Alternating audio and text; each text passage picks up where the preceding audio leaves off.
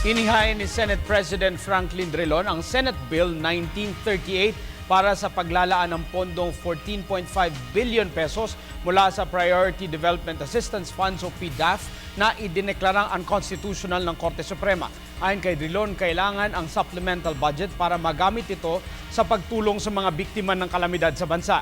Dapat muna niya itong ipasa sa Kamara bago talakayin ang mga kaukulang panukala at bigyang sertipikasyon ng National Treasurer hinggil sa availability ng pondo. Hiniling naman ni Drilon kay Pangulong Aquino na sertipikahan nito bilang urgent dahil kung hindi ito ipapasa bago ang Disyembre at 30, iuno ay hindi na magagamit ito para sa rehabilitation projects.